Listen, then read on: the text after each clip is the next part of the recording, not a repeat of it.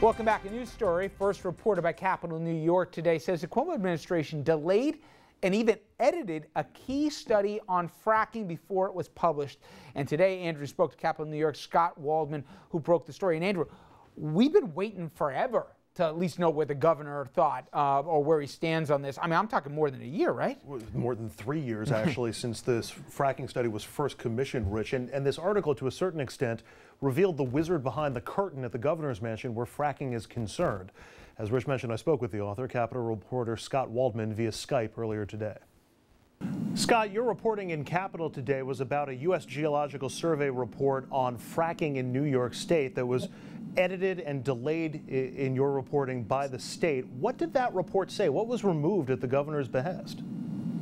Well, the report was looking at naturally occurring methane levels in water in the region of the state, the southern tier, where fracking would take place. That's where the gas is, the shale formation with the gas is generally centered. And those edits to the state, after it passed through state hands, basically removed references to pipelines and added some references to how fracking could be done more safely. The report and the stuff that was removed from that report, this would seem to be negative when it came to fracking. The state wanted to remove negative references to fracking? Yes. So actually, the report, the way, if you were to interpret the edits, you could say that the state was trying to downplay some of the risks and actually make fracking appeal a little more palatable. It's worth noting that this study was ordered at a time in 2011 when the administration was out there saying that they did want to do fracking in the region, in the southern tier, just on a limited basis. So this report was basically the baseline methane level for that area. The report was initially ordered in 2011. Do we know when the state asked for those edits to the report? Those edits were recently requested, so over the summer and last fall. The report was released last December, and those edits came right before that time. It's worth noting that at the time, the governor was in favor of fracking in 2011 when the study was ordered, but by the time the study came out, the governor's position had shifted to one of delay and uncertainty. So once you order the study by the U.S. Geological Survey, it has to come out. And what it looks like is that administration officials were trying to get it, to the best of their ability, tweaked so that it would basically be a little more pro-fracking than it was. And if those are the tweaks that the Cuomo administration was looking for this summer, can we then extrapolate out from that it appears as though the Cuomo administration is looking for a way, at least on a limited basis, to eventually come around to limited fracking? That's not unreasonable, and again, the administration has said this in a New York Times article that they wanted to allow fracking in that area back in 2012. The governor has shifted his position since then, but has not really given a firm indication of how he'll decide. Obviously, nobody expects anything to happen until after Election Day, but if we're looking to 2016, the argument has already been made that it's kind of hard to run for a national office if you cut off an entire viable industry in your state. I take it this does not provide any insight as to what the timeline for the state might be. I mean, we've been waiting 3+ years already for these sets of reports when it comes to fracking in New York. This doesn't give us any indication as to when or if the governor will actually reach a decision about fracking. Oh, definitely not. That's certainly something that everybody is watching out for, but we're not. I don't think you can read the tea leaves in this situation to say the end is nigh. Couple of quick questions just about the process and all this, Scott, if I can.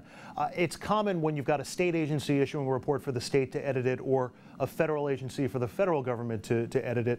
Is there anything unusual in that this is a U.S. Geological Survey, a federal agency coming up with the report, and the state is going through the process of editing it or asking for edits? According to both sides. This is a standard part of the way when you order a study that it works. However, if you look at the passages that were deleted and added, they correspond with some pending projects in the state that are controversial and that the governor has not made any sort of decision on and has refused to make a decision on, including gas storage in the Finger Lakes and other projects. So it's not unreasonable to conclude that some of these edits could politically benefit the governor in terms of his decision making. And finally, Scott, you already touched on this, and that this is something of standard operating procedure, but anything illegal or improper about the state government or the governor's office seeking to get these changes to this federal report? I've not heard that. I'm not an expert on that level in terms of the legality of it. The USGS, again, is sort of viewed as a gold standard for research. So if they've been subjected to political pressure here, that's not for me to decide if that's illegal. All right, Scott Waldman, who is a state political reporter for Capital with a focus on energy and the environment. Scott, great reporting. Thank you very much. Thanks for your time. One more note, Waldman also told me that once the report was put online, the state started tracking who read it, learning information about where those people were located and what their interest and position on fracking was. Rich? Andrew, what surprised you more, that there was redactions or editing to it, or that it seemed to indicate that the governor was trying to take a position that he supported it? You know, it's funny. I think the latter surprised me more. We knew from 2011 that the governor was considering the idea of fracking in certain specific locations, but he seemed to drop it like a bad habit and really hasn't brought it around. He's been delaying and delaying and delaying. Wasn't clear if that was purely for political reasons or if it was because he was having second thoughts and the environmental objections to fracking were the ones that were starting to get through to him. Don't you? You want to get past the election, It certainly appears as though that's the former now, because again, the report almost seems to be looking for a way to approve fracking on a limited basis. Because I remember 3 years ago, he seemed to strongly want this, and then all of a sudden he seemed to be surprised by the pushback from folks who weren't as crazy about it. Then they create the Blue Ribbon Committee, they punt, and imagine if this had come out before the Democratic primary. Imagine, I mean, Zephyr Teachout got 34% of the vote. What would her percentage have been if all of a sudden Democrats who were motivated by anti-fracking came out to the ballots? The interesting part is for the gubernatorial election, Rob Astorino doesn't really have an argument to attack the governor on except the delay of the entire process, because Astorino wants the same thing that apparently Cuomo wants, which is fracking in parts of New York. And if we can just take politics out for a second, which I know is impossible, he should have made a decision by now. I mean, I don't care, Republican, Democrat, Independent, take a position. It's been 3 years. You know, and agree with it, don't agree with it, but to drag it out this long.